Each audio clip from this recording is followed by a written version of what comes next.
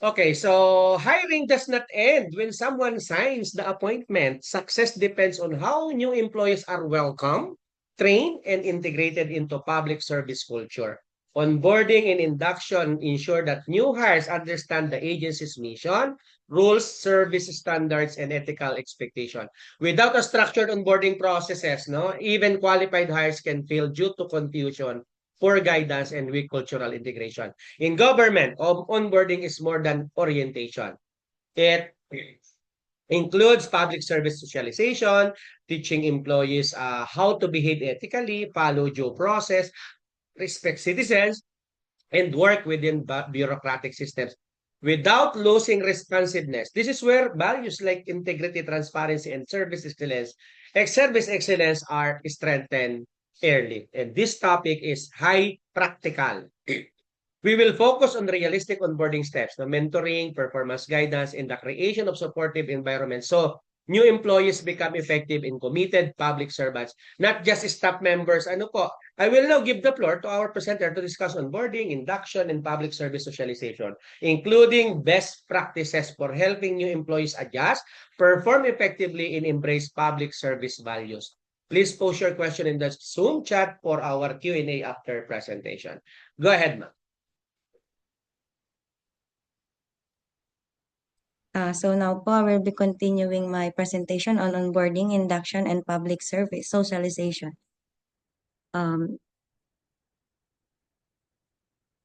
Wait lang. So for the onboarding in public sector, onboarding is a structured process of integrating new employees into organization by familiarizing them with the roles, responsibilities, culture, and performance expectations. So when we say onboarding, it is likely it is more likely an orientation. It is the continuous process which help the employees adjust and become productive member of the organization. Next is the induction program. Induction is the formal introduction of new employees to the organization, its mandate, policies, and procedure. So the coverage of the orientation will be the vision, mission, and goals, organizational structure, HR policies and rules, or code of conduct, and ethical standards. So induction program ensure that employees understand not only their job, but also the values and rules of a guided public service. Next one is the public service socialization. Public service socialization is the process by which employees internalize public sector values such as integrity, accountability, professionalism, and service to the public. So socialization helps the employee develop a public service mindset, reminding them that their work will affect the welfare of the citizen. Next one is the key components of effective onboarding. Number one is the orientation and induction session.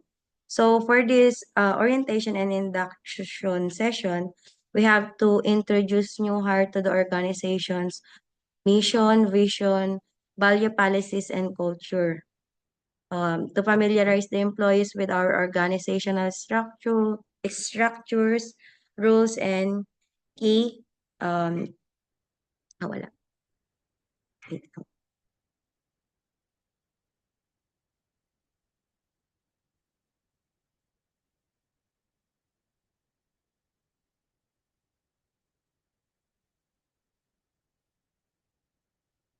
Key contacts. And we can also include po office tours, presentation, or any ice-breaking activities para po ma-help po ang atin pong mga new employees or ma-feel po nila that they are welcome. So the benefit of this is to, of course, reduce their anxiety in their first day and to accelerate their integration in our workplace. Next one is the job-specific training. So it is to provide the employees with the technical skills and knowledge needed for their specific roles. It may include hands-on exercise, system navigation, software training, or process demonstration. Next is the mentoring and supervision. We can assign mentors or supervisor to guide these new employees through their initial period. So mentor can provide advice, support, and become a role model to help employees navigate in these challenges. And the benefit of this is to promote confident engagement and faster learning through a personalized guidance. Next is the performance monitoring and feedback. By regular check-ins or check and performance assessment to ensure employees are progressing in their role. We can create or give constructive feedback, identify their strength and areas for improvement, and for setting a clear expectation. It encouraged them to continuously learn, to be motivated, and to align with the organizational goals.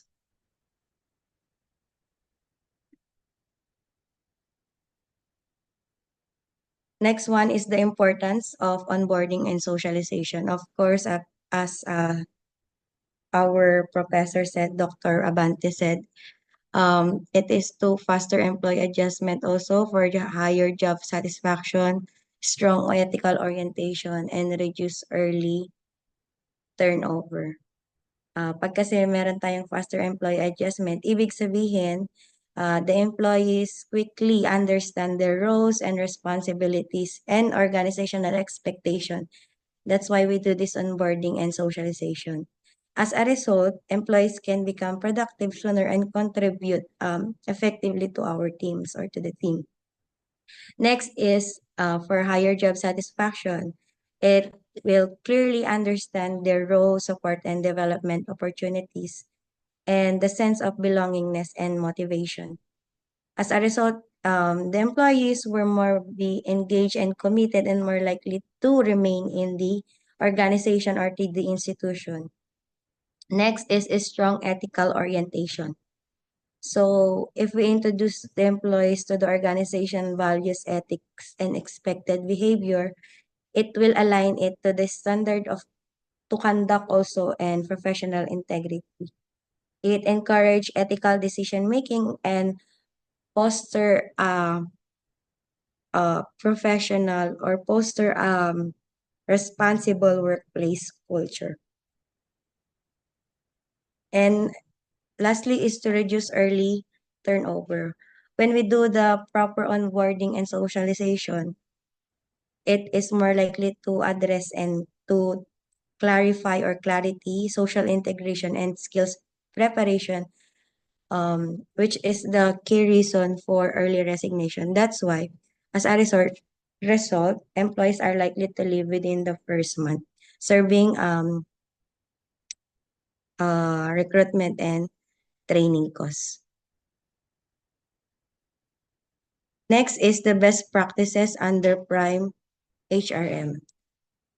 Number one is standardized onboarding program, value-based orientation, continuous learning and development, and HR maturity level monitoring. So Prime HRM encourage agency to continuously improve their HR system through monitoring and evaluation. So for the conclusion, binibilisan talaga nung ako. Selection and assessment ensure merit-based hiring, onboarding and socialization strengthen public service values, and Prime HRM support professional and ethical government services. So let me just present also our Prime HRM na ginagamit po namin or yung brochure po namin sa TESDA na ginagamit. So TESDA is assessed using the three lenses. Pero balikan po natin, what is Prime HRM? So Prime HRM is a program of the Civil Service Commission that aims to elevate public sector human resource management to a level of excellence through assessment, assistance, and awarding processes of HRM system, practices and competencies using HRM maturity level indicators that are part of the global HRM standard. So, kung nakikita niyo po yung three lenses, meron po tayong system, practices, and competencies. So, dadaanan lang po natin. Systems, assessor evaluates the indicator pertaining to the policies, processes, procedure, tools, and system that govern HR system based on the documentation and evidence requirement. For the practices, assessor evaluates the implementation of HRM system to the interviews with test the officials and employees. And for the competencies, assessor determines the capability of HRM system implementators using the proficiency level indicator. So kami po nag-apply sa Test the Region for a Calabarzon po ng Prime HRM. So, ang Prime HRM po ay may 4 core HR system, which is the recruitment, selection, placement, performance management, learning development, reward, and recognition. And for the maturity level, meron po tayong 4 maturity levels, which is the transactional HRM, process-defined HRM, integrated HRM, and strategic HRM. I-discuss ko lang po konti yung regarding po sa aking topic, which is the recruitment and selection placement, or the RSP. This refers to the recruitment, planning, sourcing, and pooling talents, selecting and assigning talents to a specific position. So its pillars are governance, which is the policy, the talent planning, the talent sourcing, and of course the talent selection and placement. For the governance or the policies, it is RSP policy to have the right person in the right job at the right time, which is essential to the agency's performance. It is linked to the HR systems and sets our approach the recruitment, selections, and placement of personnel, and for the fulfillment of the agency's commitment to the equality, diversity, fairness, and transparency. So this involve development and implementation of merit selection plan for the establishment of the RHMPSB, or the Human Resource Merit Promotion and Selection Board. And we also have institutionalization of the Equal Employment Opportunity Principles, or the EEOP guidelines. For the talent planning, involves planning and promoting workplace diversity and upholding equal opportunity principle. In TESDA, this includes the staffing plan, which involves staffing complement and movement of the official and employees to maximize delivery of TESDA program. Next is the talent sourcing. The getting talent aspect of RSP refers to encouraging people to join TESDA through networking, social media, and through formal and other strategies to ensure a large talent pool for selection and placement purposes. This includes preparation and implementation of the recruitment plan, and publication of vacancies through CSC and TESDA website, official TESDA Facebook jobs, participation in the job fairs, pulling of applicants through recommendation and referrals and recommendation, and are also posting in our institution. So for talent selection and placement refers to the hiring of onboarding procedure, which involve competency-based recruitment and ensuring establishment and strengthening of an interpersonal and organizational relationship to facilitate adjustment and immersion into the new work environment of the organization. So we use the CSC approved qualification standard. We also use the competency standard in the selection through written examination, behavioral interview, and background investigation, as discussed a while back, using assessment. And we also conduct orientation program for new TESDA employees on organizational and personal concern, yun na po sa onboarding, and conduct onboarding for regional and provincial district directors or in the institution. So that would be all po. Thank you. Okay, so thank you so much, no? Onboarding is the structured process of helping new employees become productive. A practical example is a 30, 60, 90-day onboarding plan where the employee learns agency workflows, meets key units, and completes required trainings rather than simply being given a desk and instruction to figure it out. So induction includes formal orientation on policies, ethics, citizen charters, and administrative procedures. Let's say, for example, a new licensing officer must learn processing standards, anti-fixers policies, and documentation rules. And this reduces errors and protects the office from complaints and audit findings. Mentoring is a key onboarding tool in government. No? Pairing a new employee with unexperienced mentors helps the newcomer learn real-world practices like handling difficult clients, coordinating with other offices, and complying with paperwork requirements without relying on trial and error. Public service socialization is about values and identity. A realistic example is discussing the difference between customer service in business and citizen service in government, where fairness, due process, and inclusivity matter as much as speed and friendliness. Rule clarity prevents early frustration. HR and supervisors should clarify responsibilities, success indicators, and reporting lines. Let's say, for example, a new administrative assistant should know which documents they can approve, which must go to a supervisor, and what timelines must be followed. Onboarding should include competency building, no? A practical approach is requiring trainings on records management, data privacy, and basic governance procedures, then checking learning through a short assessment and supervised application. Feedback loops are vital. No? A best practice is in conducting onboarding check-ins after 2 weeks or 1 month and 3 months to identify adjustment problems. If a new employee struggles, the agency can provide coaching instead of waiting until performance issues become formal cases. So, onboarding, induction, and socialization protect government performance and integrity. A strong onboarding programs accelerate competence, strengthen ethics, reduce turnover, and improve citizen experience, showing that public sector HR success depends not only on hiring the right people, but also on developing them into committed public servant, no? So, actually, I am happy and genuinely enjoying the way you are responding to the or your questions, no? The way on how you ask question, no? It reminds me of my early days in pageantry, no, where confidence, clarity, and presence mattered greatly, no. And we have here a questions, no, and I just want to address some of them. The presenter, I believe, no, responded already, but I'll give my personal, again, my personal uh,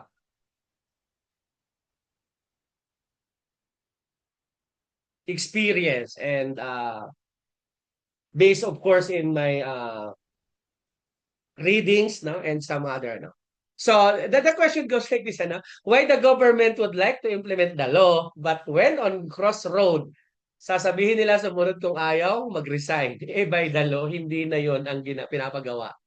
Okay, so the situation is very real in government, ano, and your observation reflects a structural problem in public administration, not a personal failure of employees.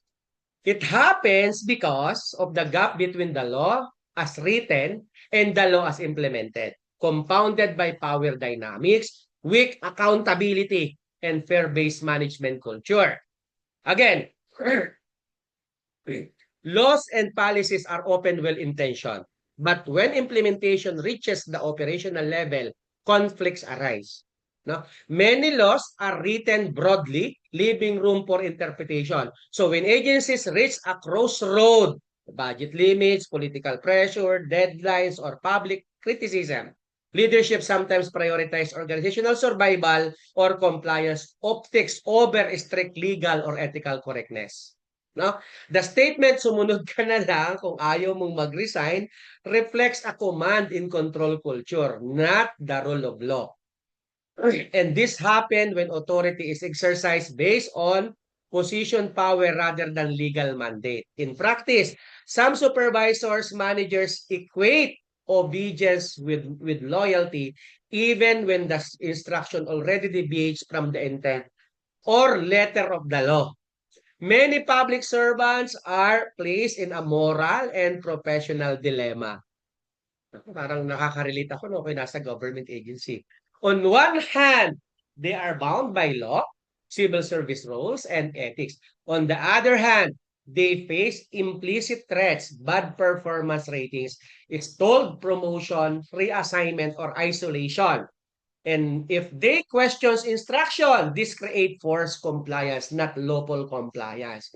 This problem is worsened by weak internal accountability mechanism because ideally, legal offices, HR, internal audit, or ethics committee should step in when implementation deviates from the law. But in reality, these units may be understaffed, no, influenced by the same leadership, or reluctant to challenge authority. So, unlawful or questionable instruction go uncorrected.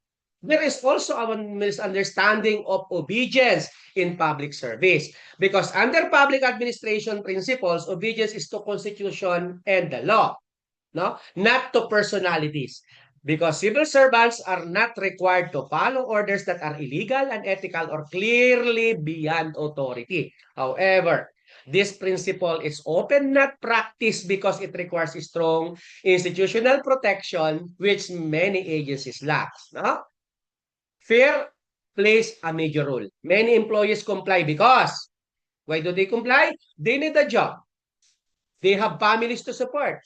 The complaint process is slow or risky, or whistleblowers are not adequately protected. So, the praise, kung ayaw mo, mag-resign ka, becomes an informal enforcement tool, even if it has no legal basis. From the public administration and human resource management perspective, this is failure of ethical leadership, failure on values-based human resource management, and failure in governance culture. So when leaders prioritize blind obedience over lawful implementation, they undermine professionalism, demonstrate competent employees, and expose the institutions to legal and reputational risk. So, what should happen instead? Ideally, no, disagreement should be resolved through legal interpretation, not intimidation. No? Employees should be allowed to document dissent or seek written clarification.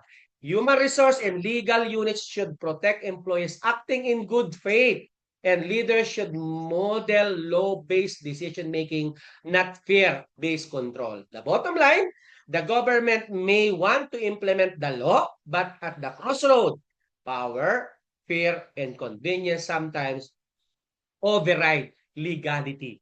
So when employees are told, sumunod ka o mag-resign, it signals not strength of authority, but weakness of governance. A truly professional public service is one where obedience is to the law, not to unlawful instruction, and where raising legal concern is seen as responsibility, not rebellion. Okay? So another request, hope na-address ko yung question. Another is, do you agree that nowadays, younger generation didn't stay long in their job? Does affect the workforce and work itself in the institution? How the HR deal with it? Okay. Yes, of course. To a large extent, I agree. But when an important clarification, it's not simply that the younger generation cannot stay long in jobs. Rather, they stay only where the work culture and leadership make sense to them. When those are missing, they leave, and that does affect the workforce and institutional performance, including in the public sector. Data and practice show higher mobility among younger workers. Ang sinasabi natin Gen Z at younger millennials, they are more willing to change jobs compared to previous generation. However, this is based on research, ano po ha? This is less about lack of commitment and more about lower tolerance for misalignment. Misalignment between role and the skills, values and cultures, effort and recognition, or workload and well-being. So the impact of institution is real. High turnover leads to loss of institutional memory, repeated recruitment and training costs, disruption of teamwork and service continuity, and higher workload for remaining staff. So in public institution, especially in our country, this is especially damaging because processes are complex, learning curves are long, and services must remain stable regardless of staffing challenges. Younger employees often leave not because of the job itself, but because of how the job is managed. Ano yung common reason?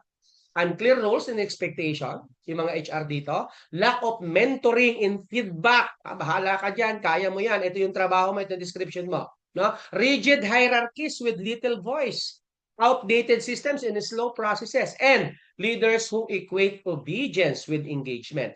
When this condition exists, retention becomes difficult regardless of a generation. Ano po? So, how should human resource, Doc, should human resource deals with this? Realistically and strategically. First, human resource must fix onboarding and early experience. Most turnover happens in the first 6 to 18 months. It's structured onboarding, mentoring, and early skills develop help younger employees understand purpose, expectation, and growth paths. No, without this, they disengage quickly. Secondly, human resource must work with leaders, not just policies. Younger workers leave managers more than institutions. Human resource should train supervisors in coaching, feedback, and people management, not just technical supervision. A respectful, supportive manager dramatically increase retention. Tandaan niyo po yan. And third, career visibility matters. Younger employees want to see where they are going, even in structured system like government. Human resource should provide clear competency framework, transparent promotion criteria, and development pathways, training, rotation, project roles. They may not expect fast promotion, but they do expect clarity. Okay? Fourth, flexibility within rules is no longer optional. No? While public sector rules are rigid, HR can still introduce flexibility through hybrid or flexible schedules were allowed, output-based, syempre, performance tracking, and wellness and mental health support. Flexibility signal trust, and trust improves retention. Next, meaning and values must be communicated. Younger employees respond strongly to purpose. Human resource should consistently connect individual rules to public impact, how their work improves lives, systems, and communities. This reinforces public service motivation. And lastly, HR must use data, not assumption. Instead of blaming this generation, human resource should track early turnover rates, exit interview teams, engagement survey results, and manager-specific retention panels. This reveals systemic issues, not generational flaws. So the bottom line here, yes, younger employees tend to stay for shorter period, but this is largely a signal, not a defect. It signals where institutions are failing to provide clarity, growth, respect, and meaning. Effective human resource does not fight this reality. It adapts by improving leadership, early experience, flexibility, and purpose-driven engagement. So when HR responds strategically, retention improves. Not because young people change, but because the institution did. Okay? Another question. Napaka-ano yung question nyo, pang-pageant eh, no? Actually, itong question na to, salo namin kasi enrolled ako ng Juris Doctor eh, no? So, would you recommend including the applicant's social media posts and engagement as one of the selection tools for hiring in public sector? Thanks. Thanks. This is very sensitive but important question actually, no? Especially in the public sector. And my answer is yes, with very strict limits and safeguards. I would not recommend using social media as primary selection tool, but I would allow it's limited, policy guided, used as a risk and integrity check, not as a hiring determinant. Why? In the public sector, merit, fairness, and due process are non-negotiable. Any selection tool must be job-related, objective, defensible, and consistent. Social media content is inherently unstructured, informal, and context-dependent, which makes it risky to use as a core evaluation instrument. Using it improperly can easily violate privacy rights, anti-discrimination laws, and civil service principles. There is a clear distinction between assessing competence and assessing conduct. Take note. Technical skills, competence, and values should still be measured through established tools. Eligibility requirements, exams, structured interviews, simulation, and reference check. Social media cannot reliably measure this and should never replace them. However, and this is where nuance matters. Public sector employment carries a higher standard of conduct.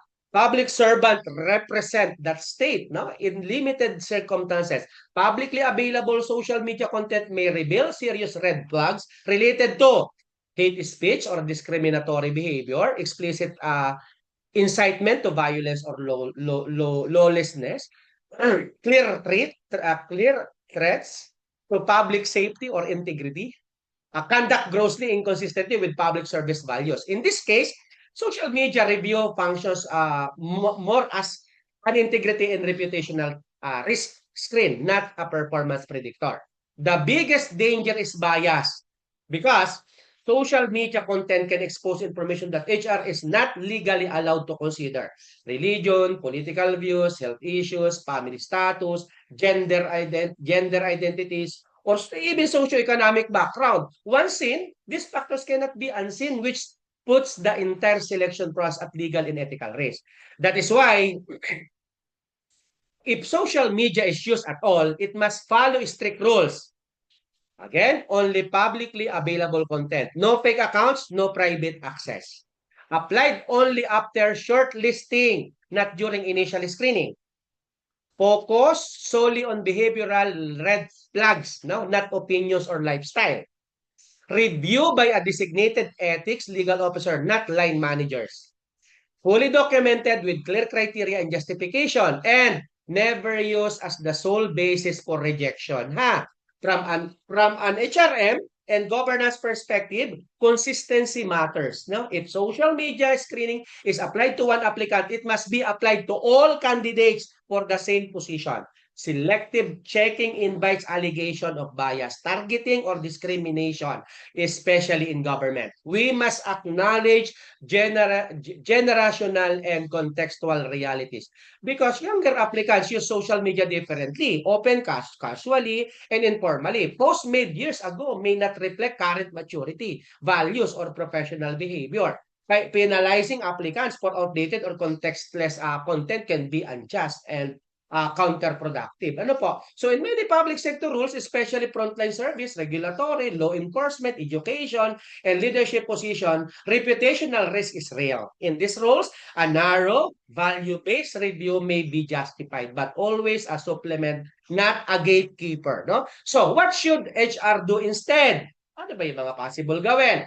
Prioritize behavioral interviews and situational judgment test to assess values.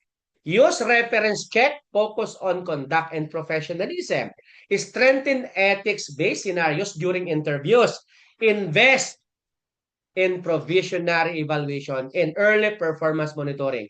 Because, again, these tools are far more reliable and defensible than social media browsing.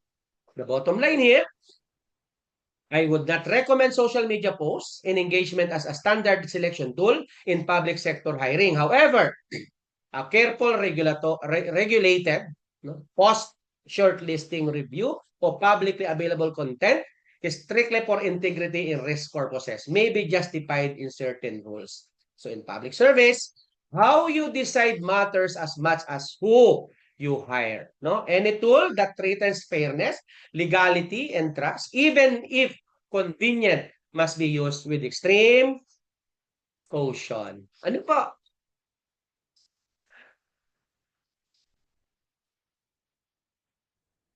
Okay, so this will be the last question. Ano? So far, are you satisfied with the flow of our discussions? Do you have any suggestion or point of improvements?